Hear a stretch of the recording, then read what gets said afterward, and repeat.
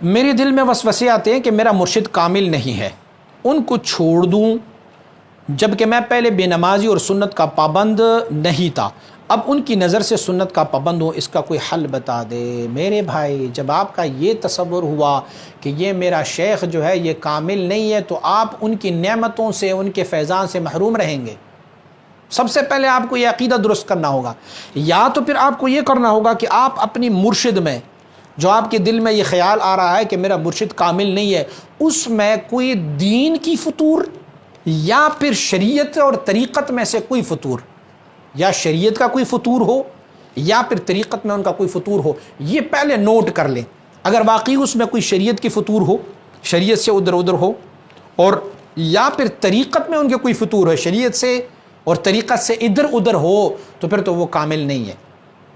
میں عرض کروں کہ ولایت کے لیے شرط رب کائنات نے کیا رکھا ہوا ہے؟ الذین آمنوا وکانوا یتقون۔ تقویٰ جو ہے، ایمان اور تقویٰ، تقویٰ صرف ظاہری تقویٰ نہیں ہے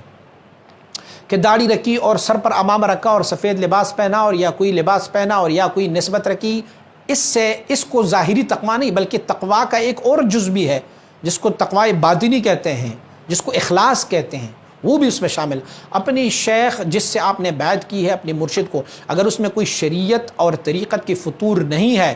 اور ان کا سلسلہ معن عن یدن بیدن رسول اللہ صلی اللہ علیہ وسلم تک پہنچا ہو، اور پھر اس میں سے اگر آپ کو فیض نہیں مل رہا، پھر بھی اس پر عقیدہ خوش عقیدہ رہنا چاہیے، اتنے تک کہ جب تک کہ بہت سارے لوگوں تک ان کا فیض نہیں پہنچا۔ اگر آپ کو نہیں پہنچ رہا ان کا فیض اور دوسرے لوگوں تک پہنچ گیا ہو تو پھر بھی وہ کمال رکھتے ہیں، آپ کا حصہ ان کے پاس نہیں ہوگا، آپ کا نصیبہ ان کے پاس نہیں ہوگا۔ تو صرف اپنی دل کی قبلے کو درست کر لیں، دیکھیں اگر آپ کی شیخ میں کوئی ایسا فطور موجود ہو جو شریعت کا ہو یا پھر طریقت کا ہو، تو پھر تو وہ آپ چھوڑ سکتے ہیں اس کو۔ لیکن اگر اس میں دونوں چیزیں نہ ہوں، شریعت میں بھی پابند ہو اور طریقت کے اصولوں پر بھی کاربند ہو، تو آپ پہلے اپنے دل کو ان کی حق میں صاف فرما دیجئے۔ سب سے پہلے دلیل تو یہ ہے کہ آپ پہلے نماز نہیں پڑھتے ہوتے تھے اور آپ امامہ نہیں پہنتے ہوتے تھے، آپ سنتیں چھوڑ رہے تھے۔ جب ان کی صحبت میں آئے تو اللہ کریم نے آپ کو یہ توفیق دی، آپ نمازیں بھی پڑھنے لگے ہیں اور آپ سنتوں پر بھی عمل کرنے لگے۔ تو یہ اپنے ذہن میں سوچو کہ جس کے پاس میں جا رہا ہوں اس میں کوئی کمال تو ہوگا نا، جس کی نگاہ کی وجہ سے اللہ نے مجھے شریعت پر عمل نصیب فرمائی ہے۔ اسی لیے اپنے دل کو اپنی شیخ کے بارے میں صاف رکھیے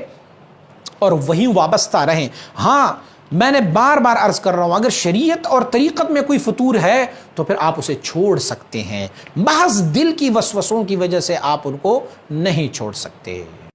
مزید اسلامی ویڈیوز کے لیے ہمارے یوٹیوب چینل کو سبسکرائب کریں اور بیل آئیکن پر کلک کریں، اور ویڈیو کو لائک، کومنٹ اور شیئر ضرور کریں۔ جزاک اللہ۔